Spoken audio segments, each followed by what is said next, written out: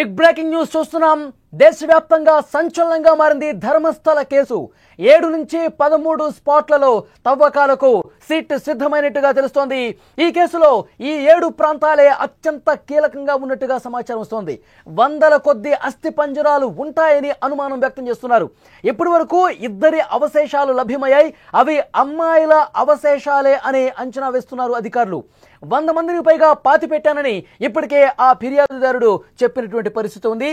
మిగిలిన మృతదేహాలన్నీ కూడా ఇప్పుడు ఇవాల్టి నుంచి ఏవైతే తవ్వకాలు చేస్తారో ఆ స్పాట్లలో ఉండే అవకాశం ఉంది అని చాలా బలంగా నమ్ముతున్న పరిస్థితి. రోడ్డుకి ఆనుకుని 13వ స్పాట్ ఉంది. అది అత్యంత కీలకమని చెప్తూ ఉన్నారు. ధర్మస్థల కేసు మిస్టరీ వీడుతుందో లేదో తెలిసిపోతుంది. ఎందుకంటే ఫిర్యాదుదారుడు చూసిన ప్రాంతాల్లో సిట్టు తవ్వకాలు చాలా స్పష్టంగా కొన్ని అవశేషాలైతే బయటపెట్టిన పరిస్థితి.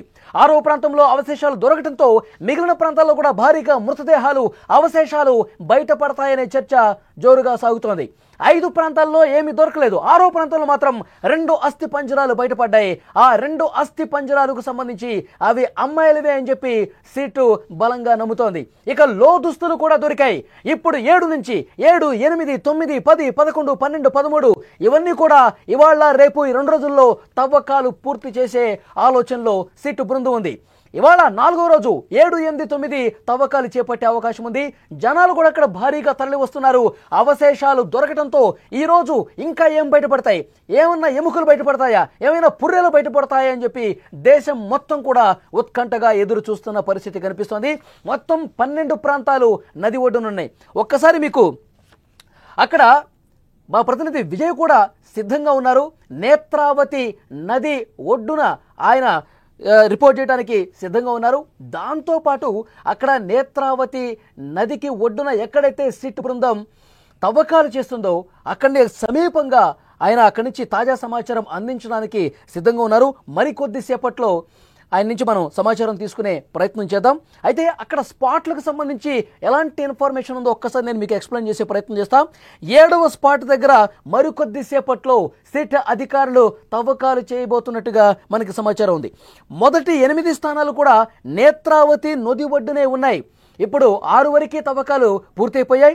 7, 8 ఇవి కూడా నేత్రావతి నదికి ఒడ్డున ఉన్నాయి. నేత్రావతికి నదికి అత్యంత సమీపంగా ఒడ్డున ఉన్నటువంటి స్పాట్లుగా గుర్తించారు.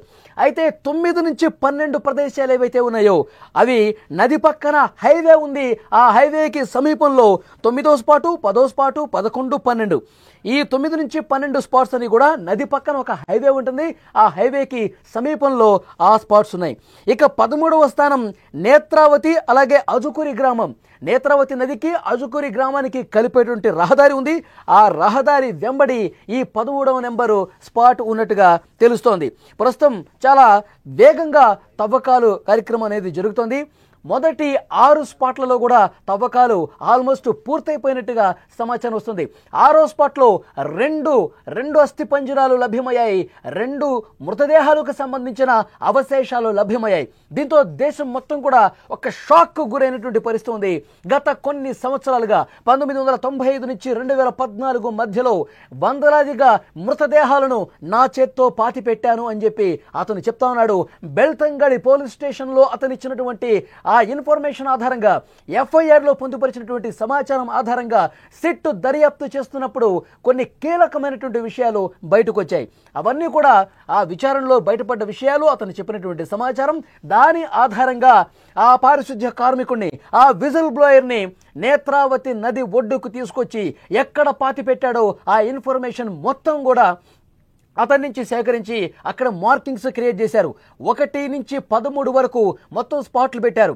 అతను పారిశుద్ధ్య కార్మికుడిగా పనిచేసినప్పుడు అతని దగ్గరికి మృతదేహాలు వచ్చినప్పుడు ఎక్కడ పాతి పెట్టాడని చెప్పి చాలా క్లియర్ కట్గా పిన్ పాయింట్గా ఆ స్పాట్లను గుర్తించి అక్కడ మార్కింగ్ చేశారు. మొదటి నుంచి 5 వరకు ఏమీ దొరకలేదు. కేవలం ఒక పాన్ కార్డు దొరికింది, ఒక డెబిట్ కార్డు దొరికింది, ఒక ఎర్రటి జాకెట్ దొరికింది. ఇంకా ఎలాంటి అవశేషాలు లభ్యం కాలేదు. అయితే ఇప్పుడు 6వ స్పాట్లో ఏదైతే తవ్వకాలు చేస్తున్నప్పుడు 2 మృతదేహాలకు సంబంధించిన అవశేషాలు బయటపడ్డాయి. 2 అస్థిపంజరాలు బయటపడటంతో మొత్తం దేశం షాక్ గురైన పరిస్థితి. ఇక ఇక్కడి నుంచి 7, 8, 9, 10, 11, 12, 13 ఈ స్పాట్లలో భారీ మొత్తంలో మృతదేహాలకు సంబంధించిన అవశేషాలు బయటపడే అవకాశం ఉందని చెప్పి చాలా స్పష్టంగా సమాచారం వస్తున్నటువంటి పరిస్థితి కనిపిస్తుంది. అక్కడి నుంచి మరింత ఇన్ఫర్మేషన్ తెలుసుకుందాం. మా ప్రతినిధి విజయ్ నేత్రావతి నదికి ఒడ్డున ఉన్నారు. ఎక్కడైతే తవ్వకాలు జరుపుతున్నారో ఆ తవ్వకాలకి అత్యంత సమీపంగా మా ప్రతినిధి విజయ్ సిద్ధంగా ఉన్నారు ఇన్ఫర్మేషన్ అందించడానికి. ఎస్ విజయ్, అక్కడ ఏం జరుగుతుంది? సిట్ అధికారులు అక్కడ వచ్చారా? 7వ స్పాట్ ని తవ్వే పరిస్థితి ఎప్పుడు స్టార్ట్ అయ్యే అవకాశం ఉంది? ఎస్ వాళ్ళి ప్రస్తుతం నేను నేత్రావతి నది ఒడ్డున ఉన్నాను. ఈ బ్రిడ్జి మీద నుంచే నేరుగా ధర్మస్థల దేవస్థానానికి ఆలయానికి చేరుకోవాలి.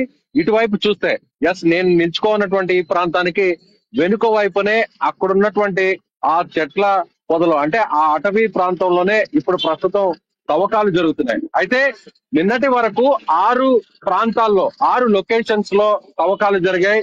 6వ లొకేషన్ లో 2 మృతదేహాలకు సంబంధించినటువంటి అస్థి పంజరాలని సిట్ అధికారులు స్వాధీనం చేసుకున్నారు. అయితే ఈ 2 కూడా మహిళలకు సంబంధించినటువంటి అస్థి పంజరాలు అనేటువంటి ఒక అంచనాకైతే ప్రాథమికంగా వచ్చినట్టుగా తెలుస్తుంది. అయితే ఇప్పుడు నిన్న 6వ లొకేషన్ లో దొరికినటువంటి అస్థి పంజరాలు కొన్ని కేవలం అంటే మెన్స్ మాత్రమే అక్కడ తవ్వకాలు జరిపి అక్కడ ఉన్నటువంటి అస్థి పంజరాలని కొన్ని అడుగుల లోపల నుంచి బయటకు తీసినటువంటి పరిస్థితి. ఇవాళ నేరుగా అంటే నిన్న దొరికినటువంటి కొన్ని ఆధారాలని ఆధారంగా చేసుకొని ఇవాళ మళ్ళీ కూడా సేమ్ అదే లొకేషన్ లో అంటే 6వ ప్రాంతాల్లోనే తిరిగి మరింత లోతుగా కూడా తవ్వకాలు జరిపేటువంటి పరిస్థితి అయితే చాలా స్పష్టంగా కనిపిస్తుంది. ఇవాళ కొద్దిసేపటి కిందట నేరుగా అక్కడికి తవ్వకాలు జరిపేటువంటి ఎవరైతే కూలీలు ఉన్నారో వారితో పాటుగా ఒక ఎస్కవేటర్ ను కూడా అక్కడికి తీసుకెళ్లడం జరిగింది. అంటే ఒక మినీ జేసీబీని కూడా అక్కడికి తీసుకెళ్లడం జరిగింది. సరిగ్గా నేను నిల్చుకున్నటువంటి ప్రాంతానికి ఒక 50 నుంచి 70 అడుగుల దూరంలోనే ఈ తవ్వకాలు జరుగుతున్నాయి. నేత్రావతి నది మనకు కనిపిస్తున్నటువంటి ఆ ప్రాంతమే ఈ ప్రాంతానికి అటువైపు ఉన్నటువంటి ఒడ్డు ప్రాంతంలోనే ఆ ఒడ్డునే 7వ ప్రాంతం కావచ్చు, అదేవిధంగా 6వ ప్రాంతం కావచ్చు, ఇవన్నీ కూడా ఉందని చెప్పాలి. అయితే ఉదయం నుంచి కూడా 11 గంటల నుంచి తవ్వకాలు ప్రారంభమయ్యాయి.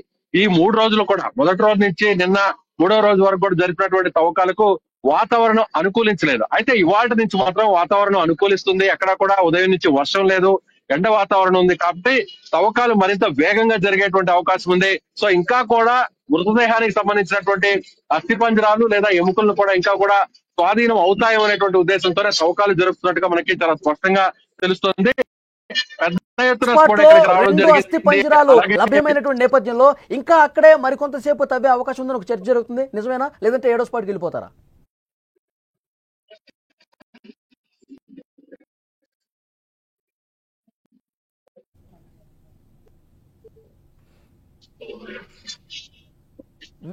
విజయ్, 6వ స్పాట్ లో అంటే కంటిన్యూ. నిన్న దొరికినటువంటి 2 అస్థి పంజరాలు కూడా 6వ స్పాట్ లో దొరికినటువంటి అస్థి పంజరాలు ఒకే ప్రాంతంలో అంటే ఒకే గుంతలో 2 డెడ్ బాడీస్ ని పూడ్చి పెట్టారా అనేటువంటి అనుమానాలు అయితే చాలా స్పష్టంగా వ్యక్తమవుతున్నాయి.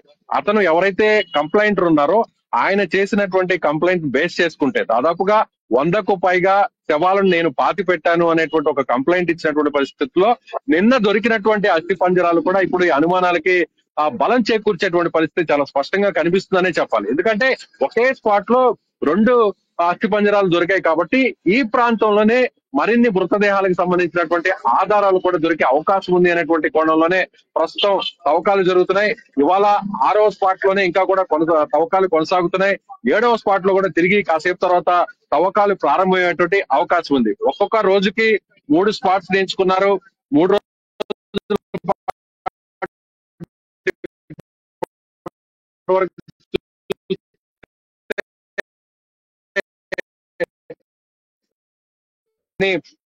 ఏటీఎం కార్డు కావచ్చు, పాన్ కార్డు కావచ్చు, ఒక రెడ్ జాకెట్, రెడ్ బ్లౌజ్ కూడా కనిపించింది.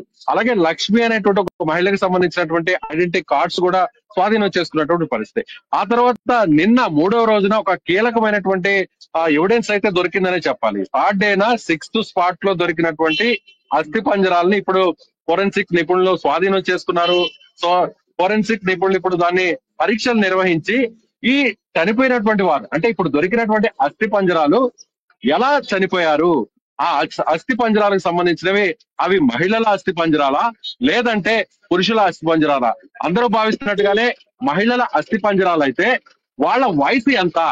ఇప్పుడు చేసినటువంటి కంప్లైంట్స్ అంతా కూడా మొత్తం యువతులకు సంబంధించినవే.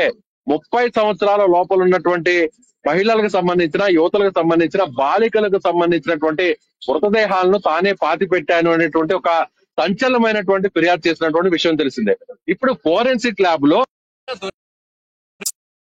మహిళలు అయితే ఆ మహిళల్లో ఎంత వయసుకు సంబంధించినటువంటి వారి ఎస్ మనం ఇప్పుడు లైవ్ లో చూడొచ్చు. వాళ్ళు ఇప్పుడు అక్కడ తవ్వకాలు జరిపి కొంతమంది ఒక టీం కూడా అక్కడ బయటకు వస్తున్నారు.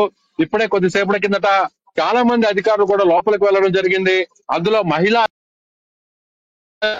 ఉన్నటువంటి వారందరూ కూడా ఒకసారి చూసినట్లయితే కొంతమంది ఒక 6 మంది బయటకు వస్తున్నారు. అక్కడికి కొన్ని కుర్చీలను కూడా లోపలికి తీసుకెళ్లారు. అంటే ఒకే ప్రాంతంలో ఇవాళ తవ్వకాలు ఎక్కువసేపు జరిపేటువంటి అవకాశం ఉంది. దీన్ని బట్టి అర్థం చేసుకుంటే దాదాపుగా అక్కడ లోపల ఉన్నటువంటి ఐపీఎస్ ఆఫీసర్స్ కావచ్చు, ఫోరెన్సిక్ ఎక్స్పర్ట్స్ కావచ్చు, వీరందరూ కూడా ఒకే ప్రాంతంలో ఒకే స్పాట్ లో ఇవాళంతా కూడా తవ్వకాలు జరిపే అవకాశాలు చాలా స్పష్టంగా కనిపిస్తున్నాయి. అందుకే ఆ 6వ నంబర్ స్పాట్ కే నేరుగా కుర్చీలను కూడా తీసుకువెళ్ళడం జరిగింది. ఇవాళ మధ్యాహ్నం నుంచి సాయంత్రం వరకు కూడా అక్కడే తవ్వకాలు జరిపేటువంటి అవకాశం చాలా స్పష్టంగా కనిపిస్తుంది. ఇప్పుడు నేను నిల్చున్నటువంటి ప్రాంతానికి ఈ బ్రిడ్జ్ కి అటువైపున కేవలం 10 అడుగుల దూరంలోనే 8వ నెంబర్ స్పాట్ ఉంది. అంటే 8వ నెంబర్ స్పాట్ లో తవ్వకాలు జరిపితే ఖచ్చితంగా ఇక్కడ నిల్చుకొని చూసేటువంటి వారందరూ కూడా ఆ తవ్వకాలు చాలా స్పష్టంగా కనిపిస్తాయి. కాబట్టి ఇప్పుడు జరుపుతున్నటువంటి తవ్వకాలు 6th నెంబర్ స్పాట్ లోనే నిన్న బ్యాలెన్సింగ్ ఏదైతే స్పాట్ మిగిలిందో ఆ స్పాట్ లో ఇంకా కూడా తవ్వకాలు జరుపుతున్నట్టుగా సమాచారం అందుతుంది. ఆ తర్వాత 7వ స్పాట్ లో తవ్వకాలు ప్రారంభమయ్యేటువంటి అవకాశం ఉంది. ఇప్పుడు 6వ నెంబర్ స్పాట్ లో ఆ ఇంకా బ్రిడ్జ్ ఎన్ని దగ్గర మృతదేహాలు ఉన్నాయి? అక్కడ స్థానికులు చాలా మంది కనిపిస్తా ఉన్నారు.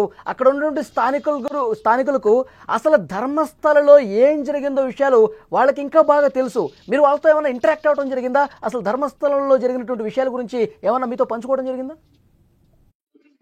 ఒక తెలుగు వ్యక్తికి సంబంధించిన వాళ్ళతో మనం మాట్లాడడం జరిగింది. అతను దాదాపుగా 80 సంవత్సరాల నుంచి ఇక్కడే ఉంటున్నాడు.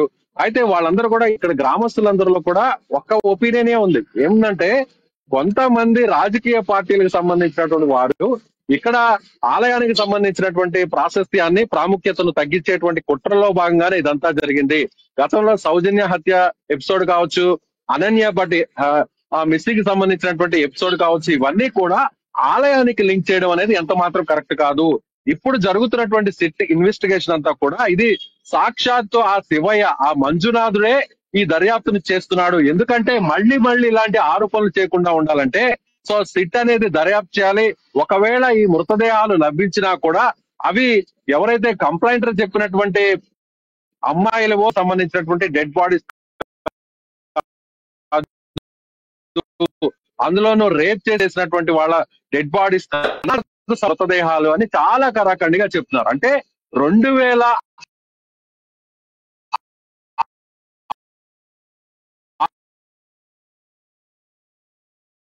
ముందు వరకు కావచ్చు, అక్కడ ఉన్నటువంటి ప్రభుత్వాలు చేసిన తర్వాత గుర్తుపట్టలేనటువంటి ఉన్న ఆ శవాలను, అనాథ శవాలను నేరుగా అంటే మాంగ్లూరు నగరానికి ఇది ఒక 70 కిలోమీటర్ల దూరంలో ఉంది కాబట్టి ఇది అటవీ ప్రాంతం కాబట్టి ఇక్కడ ఇబ్బంది ఉండదు. కాబట్టి ఒకవేళ వాళ్ళకి సంబంధించినటువంటి ఎవరైనా బంధువులు ఇక్కడికి వస్తే వాళ్ళకి ఆ లొకేషన్స్ ను చూపించడం కోసమే ఈ ఐడెంటిఫికేషన్ గా ఉండేటువంటి ప్రాంతాన్ని ఎంచుకున్నారు. ఈ నది ఒడ్డున్నటువంటి ఈ ప్రాంతంలోనే ఆ మృతదేహాలన్నింటినీ కూడా పాతి పెట్టారు. 2006 తర్వాత శ్మశాన ప్రాంతాన్ని ఏర్పాటు చేశారు. ప్రత్యేకంగా ఒక శ్మశానాన్ని ఏర్పాటు చేశారు. అప్పటి నుంచి కూడా ఇక్కడ బయట నుంచి వచ్చేటువంటి శవాల్ని ఇక్కడ పూడ్చి పెట్టట్లేదు అనేటువంటి ఒక వాదన అయితే ఇక్కడ ఉన్నటువంటి స్థానిక గ్రామస్తులు కూడా చెప్తారు. మరొక వాదన కూడా ఏం చేస్తున్నారంటే ఎక్కడ కాశీ అయితే గంగా నది ఒడ్డున అక్కడికి చాలా మంది వృద్ధులు, మతిస్థిమితం లేని వారు, వాళ్ళందరూ కూడా అక్కడికి వెళ్లి అక్కడ తుది శ్వాస విడవాలని కోరుకుంటారు. హైందవులందరూ కూడా హైందవ ధర్మాన్ని పాటించే వాళ్ళు హిందువులందరూ కూడా కాశీని ఆ పరమ పవిత్రంగా ఎట్లా భావిస్తారో గంగా నదిలో చనిపోతే అక్కడ చనిపోయిన వారికి మోక్షం కలుగుతుంది, నేరుగా స్వర్గ ప్రాప్తిరస్తూ ఉంటుంది అనేటువంటి ఒక ఆలోచన ఏ విధంగా ఉంటుందో అలాంటి నమ్మకమే ఇక్కడ మా కర్ణాటకలో కూడా అలాంటి విశ్వాసం ఇక్కడ ఉంది. సో అందుకోసమే చాలా మంది కర్ణాటక చుట్టుపక్కల ఉన్నటువంటి ప్రాంతాల వాళ్ళందరూ కూడా మతి స్థిమితం లేని వారు కానీ లేదంటే అనాథ వ్యక్తులు కానీ ఎవరైనా కూడా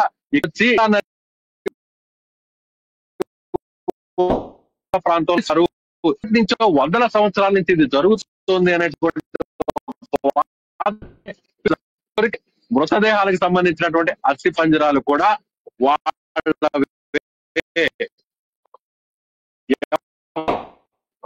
అలా అస్థి పంజరాలు మాత్రమే అయి ఉంటాయి అనేటువంటి అనుమానాన్ని ఇక్కడ ఉన్నటువంటి స్థానికులు వ్యక్తం చేస్తున్నారు. వాళ్ళు కూడా ఒకటే చెప్తున్నారు, ఎస్ ఏదేమైనా కానీ ఇప్పుడు డిఎన్ఏ పరీక్షలు చేయబోతున్నారు. అలాగే యా ఓకే విజయ్, మరింత ఇన్ఫర్మేషన్ కోసం మళ్ళొక్కసారి మిమ్మల్ని కాంటాక్ట్ అయ్యే ప్రయత్నం చేస్తాం.